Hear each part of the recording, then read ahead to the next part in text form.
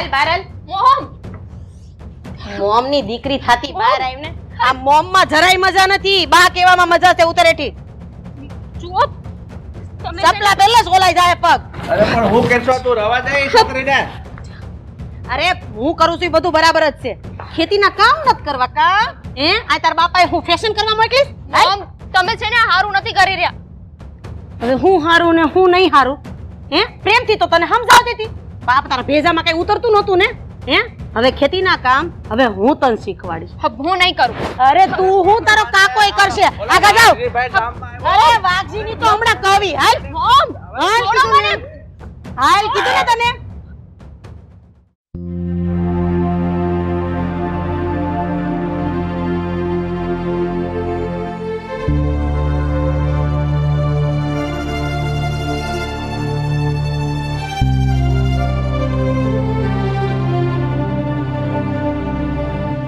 પણ નથી આવું મારે. હાલ. મમ્મી, મારો હાથ દુખે છે. કાઈ વાંધો નહીં, ભલે દુખે.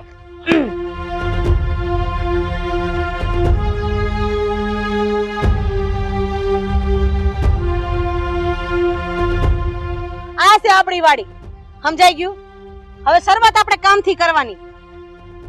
અરે પણ મેં તમને કેટલી વાર કહ્યું કે મારે વાડીનું કામ નથી કરવું. અને મેં તને કેટલી વખત કીધું કે તું નહીં કર તો તારા કાકાને બોલાવી લે, પણ વાડીના કામ કરવા પડશે ને કરવા પડશે. નહીં કરીએ. હુંય નહીં કરું કામ અને મારા કાકાય નહીં કરે. અરે એક વાત 17 વાર કહેવાની તોય સમજાતી તો નથી જ. નથી પડતી સમજ મને. જેમ તને નથી પડતી ને મને પણ નથી પડતી.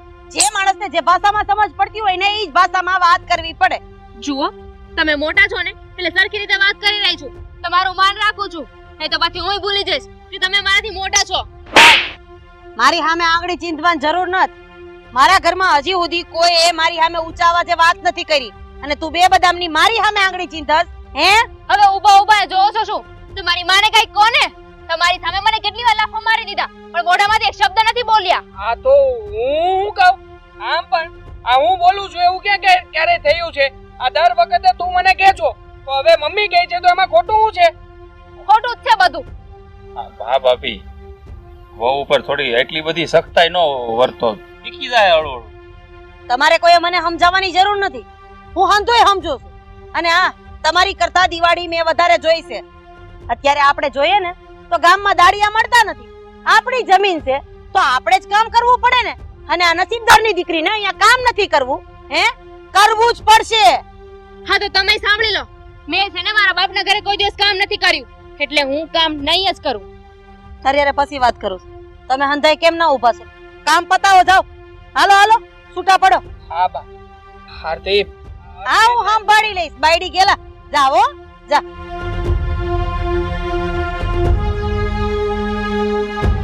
મમ્મી, હું કહેતી હતી મારે ઘરના કામ નથી કરવા એમ? ઘરના કામ નથી કરવા, વાડીના કામ નથી કરવા તો તને હું અહીંયા શોભાનો ગાંઠિયો બનાવીને અમે લઈને આવ્યા જઈ. અરે એક વખત તારી માનો વિચાર કર, તારા બાપનો વિચાર કર.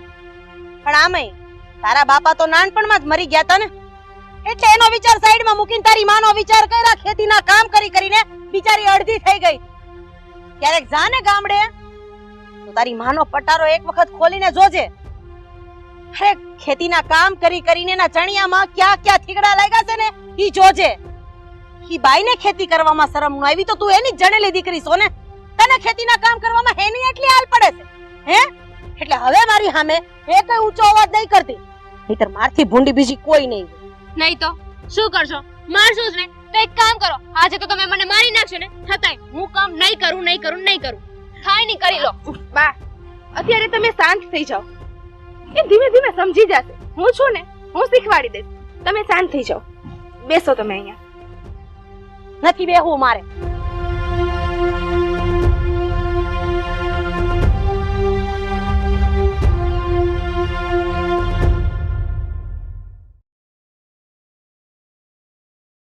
આ સાનો ટાઈમ છો કેટલીક વાર છે? આવે છે ઘડીક પોરો લ્યો.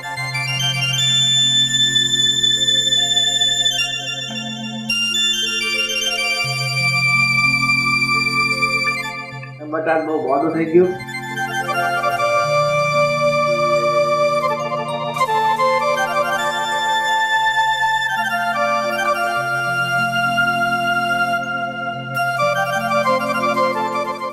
ગોતી નાખી છે ને? હા કાકા. પી લ્યો ને ભાઈ, જેવી મળે એવી. સામાન નાટક હોય, દરરોજ બનાવે છે બિચારી.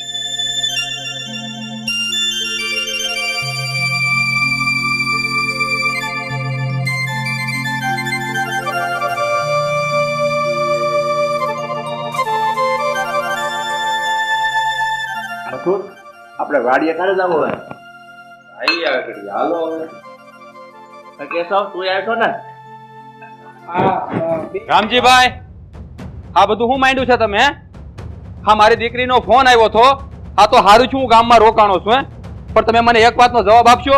આ મારી દીકરીને હેરાન શું કામ કરો છો તમે બધા ભેગા થઈને? પણ વાઘજીભાઈ, તમે તો બધા રાડાડા શું કામ થયા છો?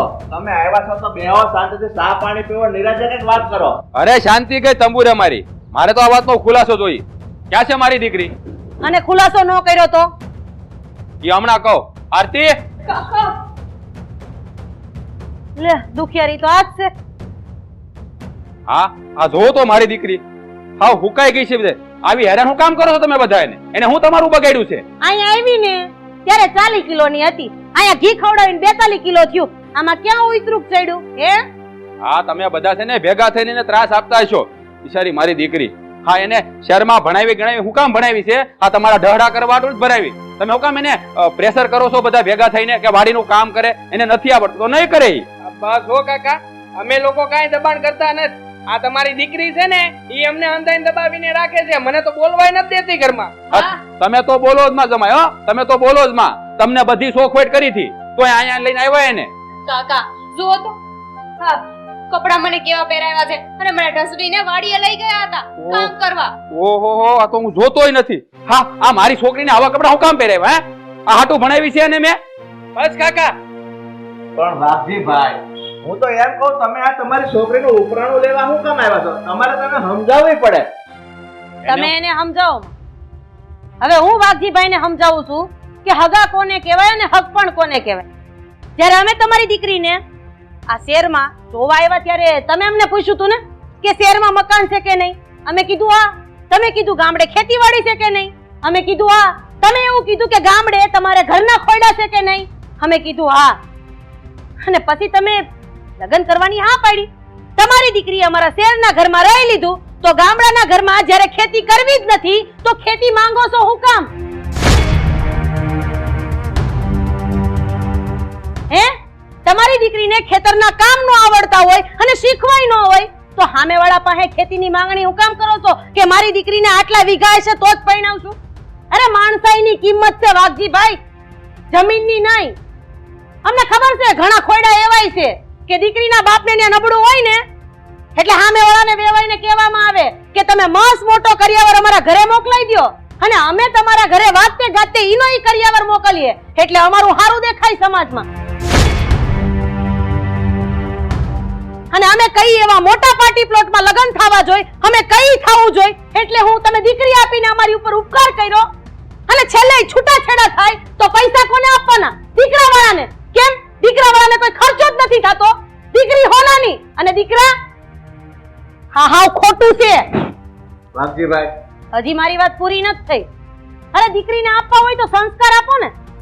એનાથી મોટું કોઈ દાન જ નથી, એનાથી મોટો કોઈ કરિયાવર જ નથી. અને તમે શું કહેતા હતા કે આવા કપડા કેમ પહેરાવ્યા છે એમ? અરે આવા કપડા અમારા ગામડાની શાન છે, અમારી સંસ્કૃતિ છે અને તમે અમારી સંસ્કૃતિને ભૂલવાની વાત કરો છો. તમારી એકની દીકરી ભણેલી નથી હો વાઘજીભાઈ. મારી આ વહુ MBA કરેલી છે, બરાબર છે? એમ છતાંય ગામડાના પહેરવેશને, ગામડાના સંસ્કારને, ગામડાના લોકોને અને ખેતીના કામને બહુ સારી રીતે જાણે છે. એને સમજતા 6 મહિના લાગ્યા હતા પણ તમારી જેમ એના બાપાએ ક્યારેય ફરિયાદ નથી કરી. અને મને એના બાપ ઉપર ગર્વ છે કે શહેરમાં ભણાવીને ગામડાના સંસ્કાર આપવામાં એને કઈ ખોટ નથી રાખી. અને કદાચ તમારી દીકરીને તમે શહેરમાં ભણાવીને તો એ ભણતર ઉપર થૂ છે. બસ ઓ મમ્મી, બહુ બોલી લીધું તમે. તમે તો એવી રીતે વાત કરી રહ્યા છો કે જાણે અમારા એકનો જ વાત છે. અને તમે આજે હાથ માંગવાની વાત કરો છો ને તો ગરજ તમારે હતી ને એટલે હાથ માંગવા આવ્યા હતા. મારા કાકાને આ બધું સંભળાવવાની જરૂર નથી. ભાઈ જોઈ લીધું ને, અમારા ભાભી જે કહે છે ને એ વાત એકદમ સાચી છે. આમાં સમજાવવાની જરૂર હોય ને તો તમારી દીકરીને સમજાવો. બંધ થઈ જા છોકરી. હા, મારા લાડ કોડના લીધે હું બગડી ગઈ. મારા ભાઈ ભાભી તારી જવાબદારી મને હોપીને વયા ગયા, પણ હું એક બાપ થવાની ફરજ ન નિભાવી શક્યો અને મેં તને સંસ્કાર હારા ન આપ્યા. હા, તને માથે ચડાવીને એનું જ આ પરિણામ છે. ભૂલ મારી જ હતી કે મેં તને બધી છૂટ આપી, એટલે તું આજે આ વડીલોની સામે જેમ તેમ બોલે છે.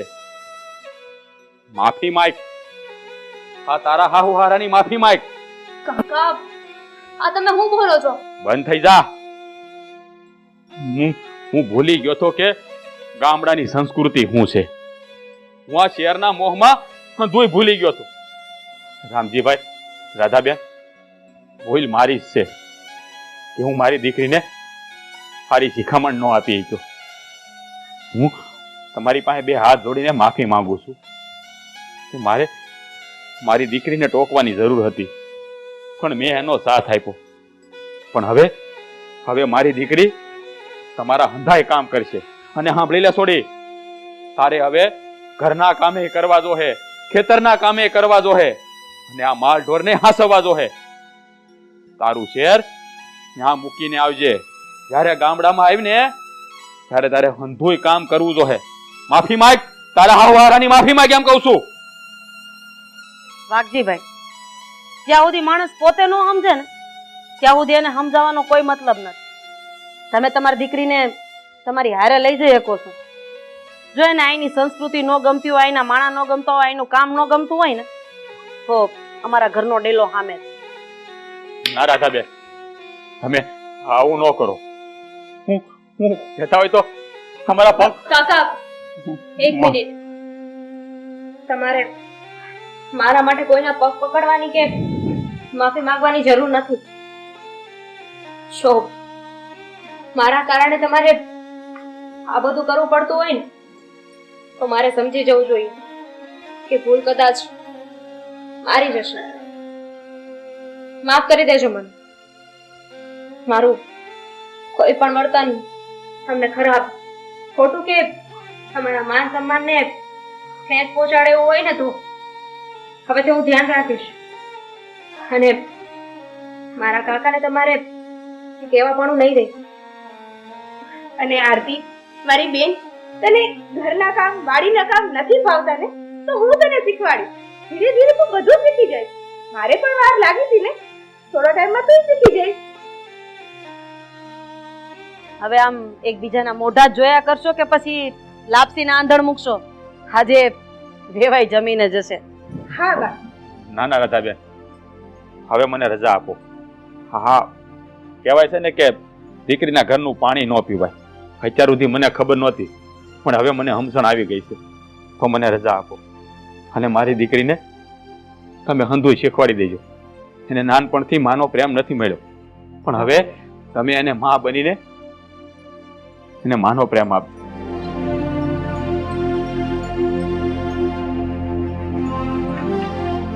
પણ મમ્મી, હું શું કહું છું, હા લાપસી બનાવતા મને ના ફાવે હો. એના માટે હું છું ને, હું તને શીખવી દઈશ. ખાવા માટે અમે બધા તો છીએ.